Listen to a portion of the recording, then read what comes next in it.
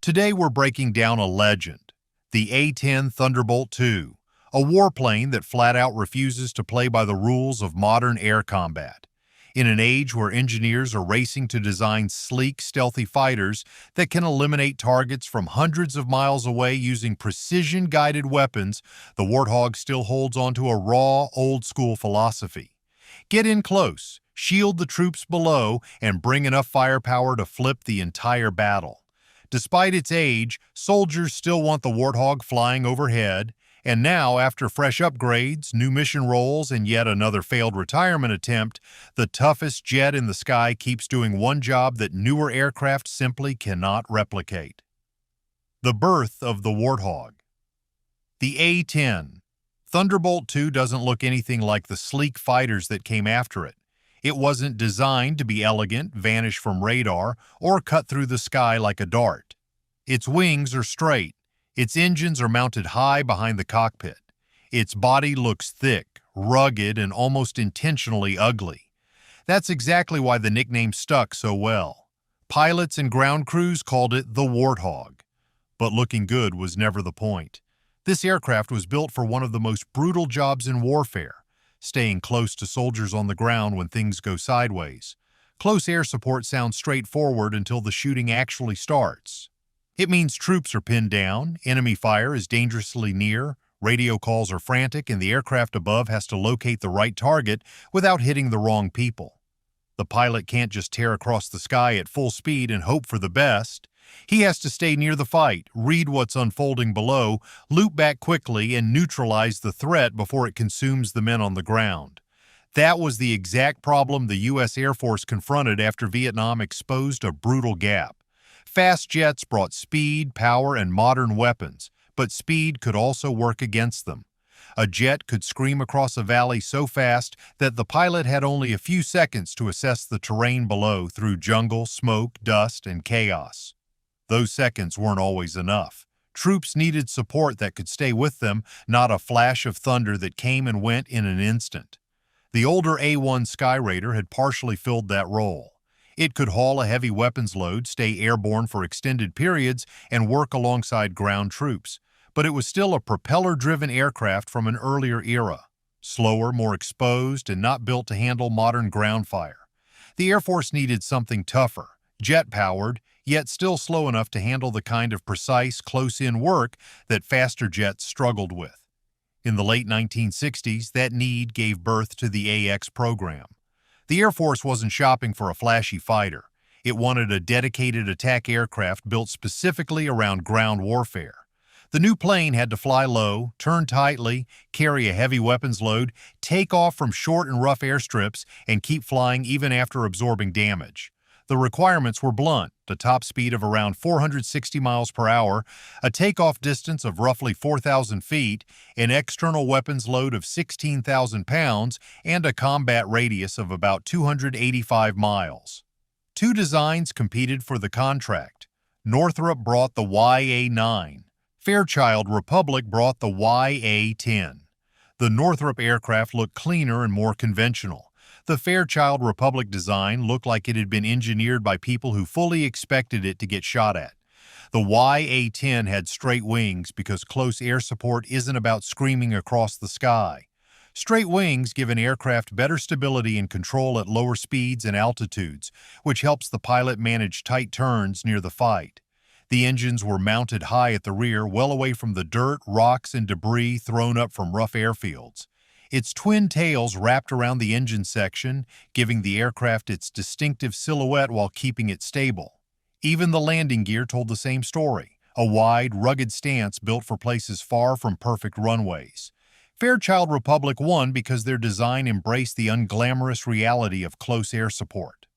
The first production A-10A arrived at Davis-Monthan Air Force Base in Arizona in October 1975 and entered operational service in March 1976. But here's the strangest part of the Warthog's story. The aircraft wasn't built around its wings, engines, or speed. It was built around the weapon buried in its nose. The A-10's deadly arsenal. Most aircraft are designed first and weapons are bolted on afterward.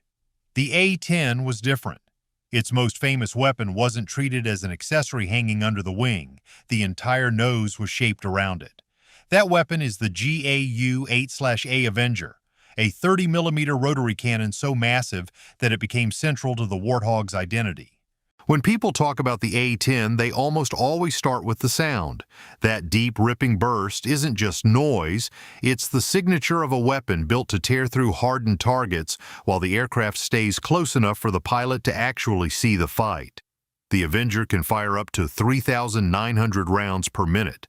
That number sounds extreme, but the Warthog isn't flown like an action movie. In real combat, pilots fire short, controlled bursts.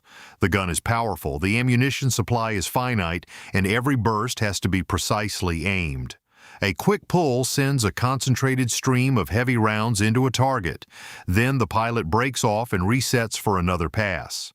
That's why the gun had to be positioned exactly where it is. The Avenger runs deep into the nose with the firing barrel aligned along the aircraft's center line, which keeps the cannon's recoil from dragging the nose off target during firing. Even the nose landing gear had to be offset to the side just to make room. On most aircraft, the landing gear sits squarely in the center. On the A-10, the gun got that spot. Against armored targets, the A-10 fires armor-piercing incendiary rounds, most notably the PGU-14/B, which uses depleted uranium, an extremely dense material chosen for its ability to punch through armor far more effectively than conventional metal. Against softer or more spread-out targets, it fires high-explosive incendiary rounds. But the Warthog is far more than a flying cannon. It can carry up to 16,000 pounds of ordnance across 11 stations under its wings and fuselage, giving the pilot a wide range of answers for whatever's happening on the ground.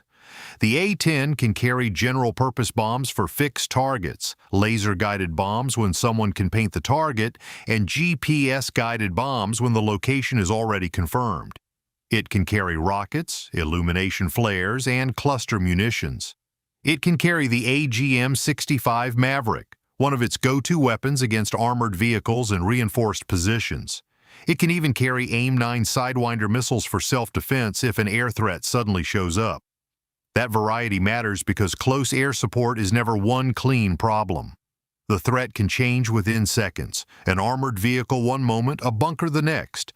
Then a gun position, a truck, or enemy fighters dangerously close to friendly troops. A pilot with one weapon has one answer. The Warthog gives the pilot options. Speed fits the same philosophy. The A-10's top speed is around 420 miles per hour. Slow compared to supersonic fighters. But close to the ground, excessive speed can be a liability. A jet moving too fast may blow past the fight before the pilot can properly assess the situation.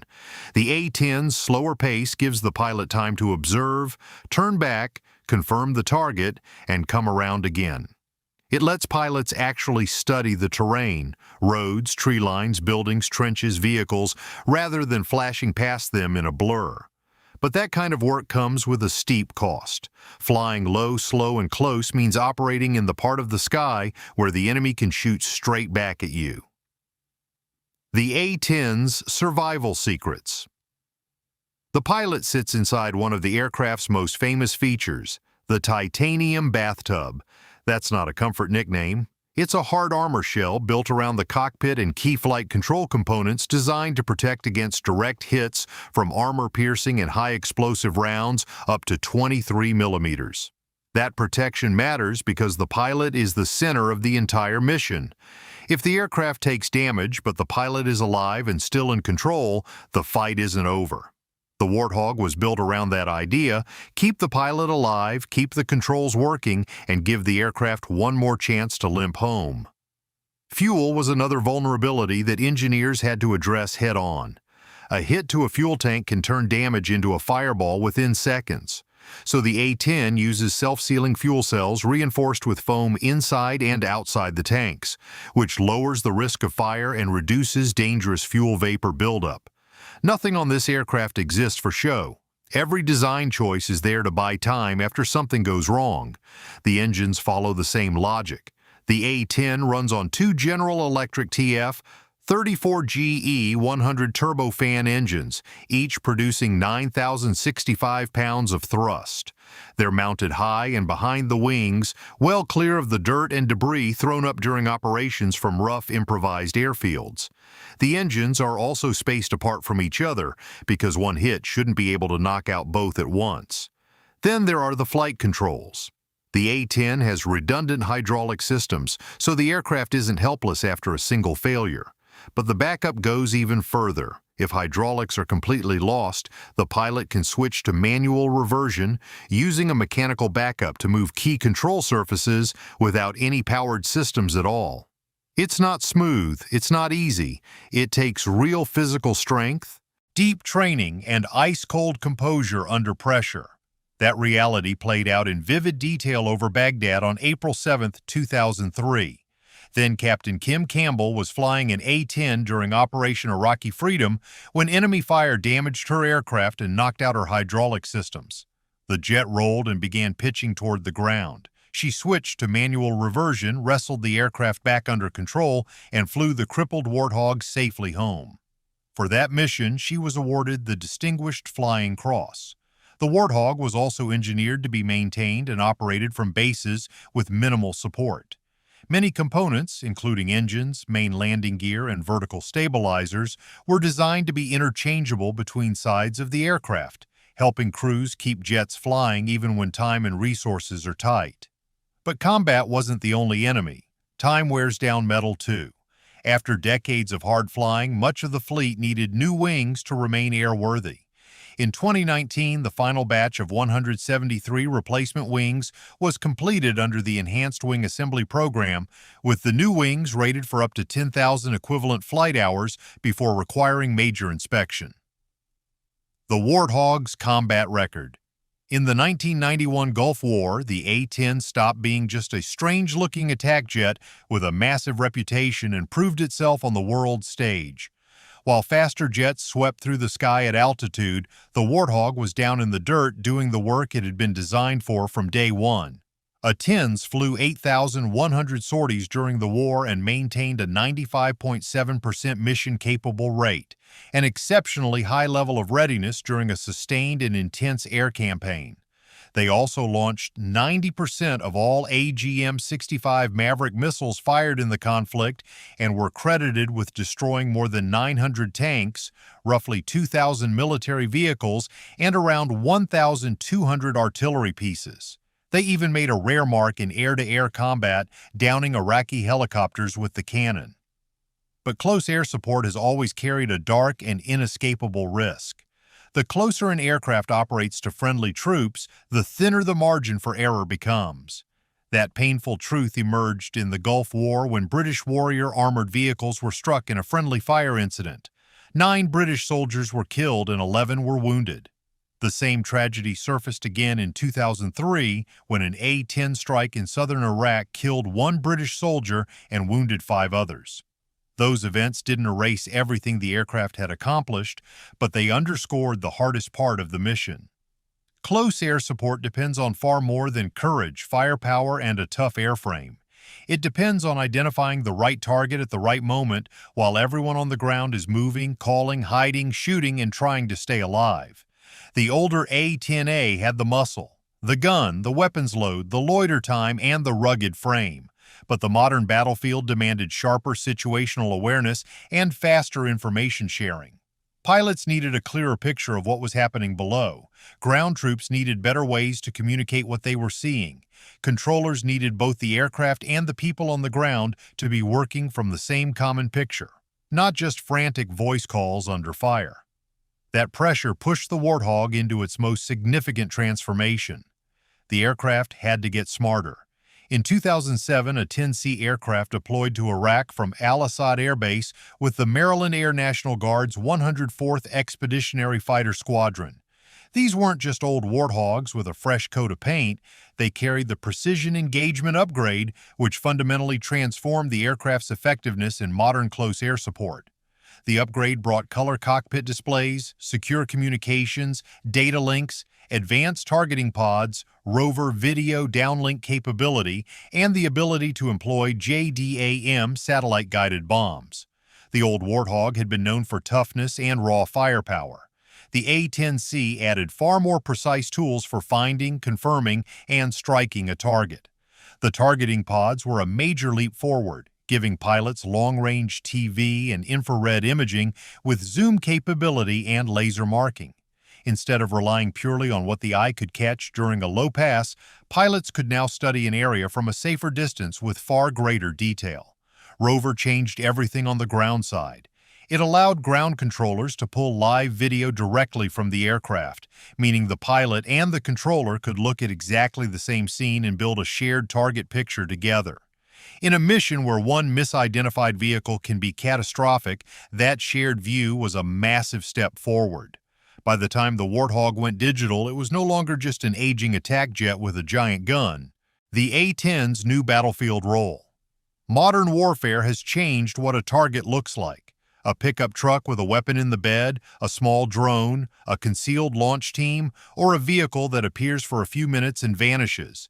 These threats can materialize and disappear long before a heavy response can be coordinated. Firing an expensive missile at every cheap threat creates a losing equation. The defender might hit the target and still lose the cost battle. That's exactly where the upgraded A-10C found a new kind of relevance. It could carry a wide array of weapons, linger near a fight for extended periods, and use improved sensors to locate targets that were too small or too inexpensive to justify hitting with larger munitions.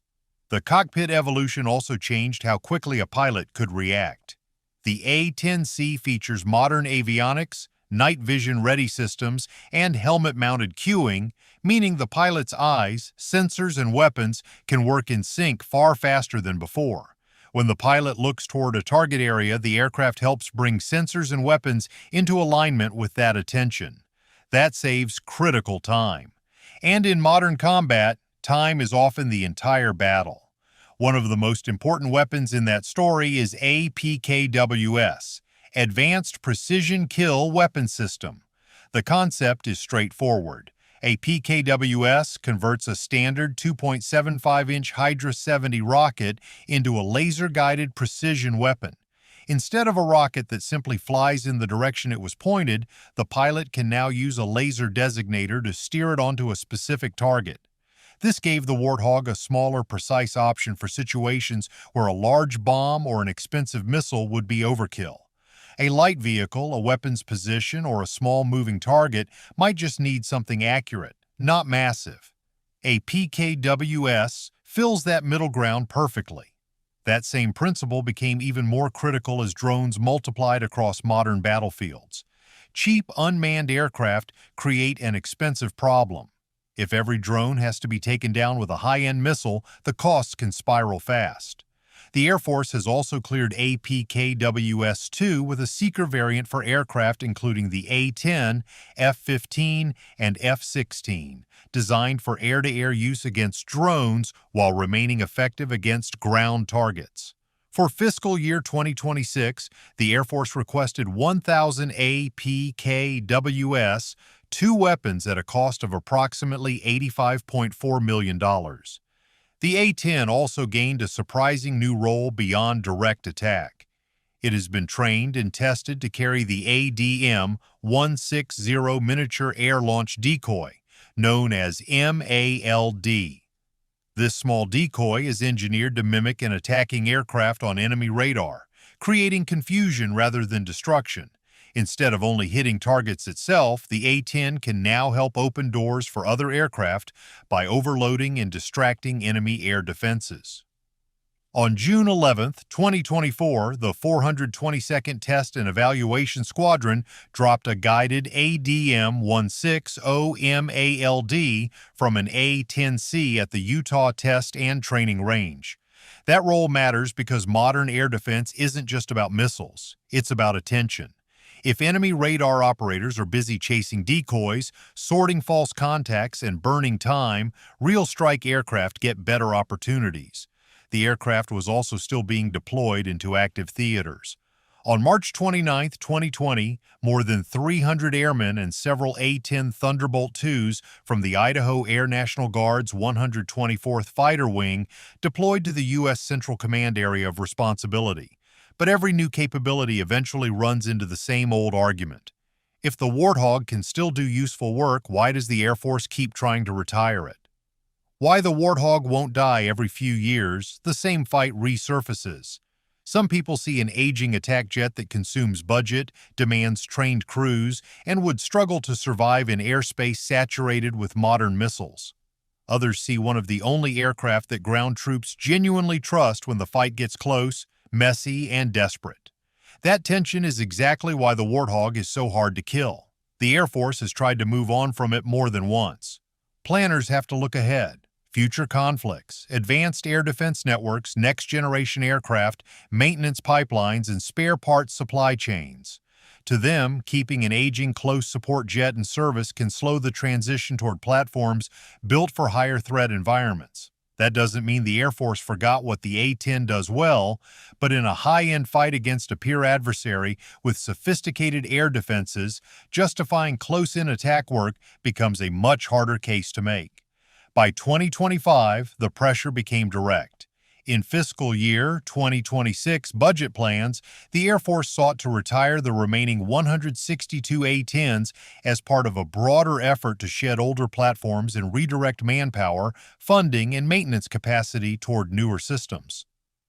In South Korea, the 25th Fighter Squadron at Osan Air Base began a phased withdrawal of its 24 A-10s in January 2025.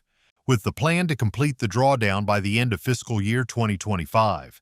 The Warthog was stepping back from one of the world's most volatile military flashpoints, being replaced by upgraded F-16S and fifth-generation aircraft better suited to the threat environment on the peninsula. Then came the twist. In April 2026, Air Force Secretary Troy Mike announced that the A-10 would remain in service until 2030. The reasoning was straightforward. The Air Force still needed combat capacity while the defense industry worked to deliver enough new aircraft to fill the gap. The A-10 has been mentioned in connection with Ukraine many times given how well its firepower appears suited to a conflict defined by heavy ground fighting. But the real question was never whether it can hit ground targets. The real question is whether it can survive long enough to do that job inside an airspace crowded with serious modern air defenses.